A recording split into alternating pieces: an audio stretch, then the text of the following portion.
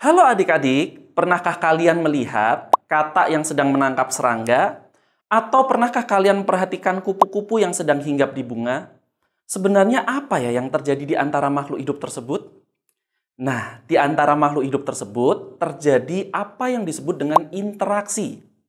Makhluk hidup berinteraksi antara satu dengan yang lainnya, termasuk kita manusia yang secara alami memiliki interaksi dengan makhluk hidup yang lain, seperti hewan, tumbuhan, bakteri, bahkan jamur.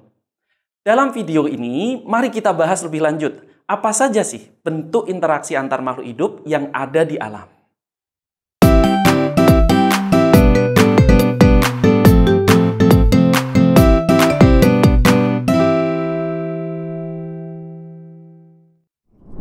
Interaksi dapat terjadi antara makhluk hidup yang satu jenis atau makhluk hidup yang beda jenis. Satu spesies yang sama atau yang beda spesies.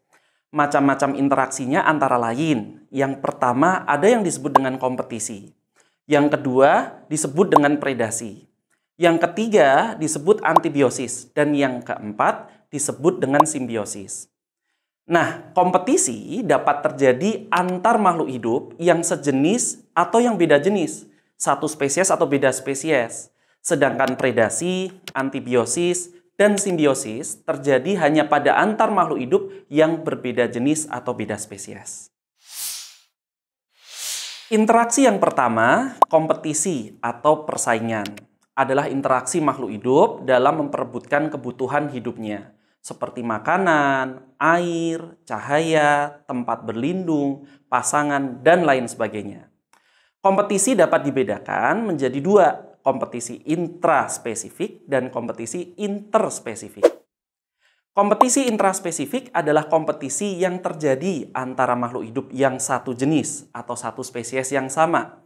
Biasanya terjadi untuk memperebutkan makanan, tempat berlindung, dan pasangan hidup. Misalnya, dua ekor burung merak jantan yang menunjukkan tariannya untuk memperebutkan perhatian merak betina. Sedangkan kompetisi interspesifik adalah kompetisi yang terjadi antar makhluk hidup yang berbeda jenis atau beda spesies. Biasanya terjadi untuk memperebutkan makanan dan tempat berlindung.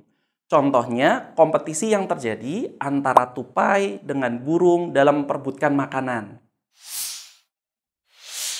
Interaksi yang kedua adalah predasi atau pemangsaan, yaitu interaksi yang terjadi antara predator pemangsa dan mangsanya atau prey-nya.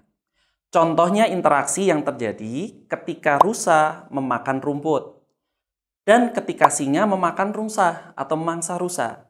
Predasi ini merupakan interaksi yang menyusun terbentuknya rantai makanan di alam. Interaksi yang ketiga adalah antibiosis atau sering disebut juga dengan amensalisme. Adalah interaksi yang terjadi ketika suatu makhluk hidup menghambat pertumbuhan atau kehidupan dari makhluk hidup yang lain, organisme yang lain. Contohnya interaksi yang terjadi antara jamur dengan bakteri. Jamur dapat menghasilkan senyawa kimia tertentu yang dapat menghambat pertumbuhan dari bakteri di sekitarnya.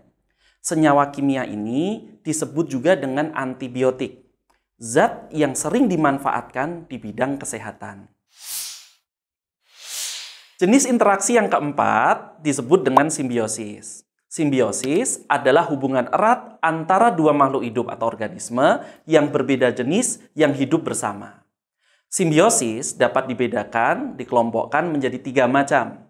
Ada yang disebut dengan simbiosis mutualisme, komensalisme, dan parasitisme.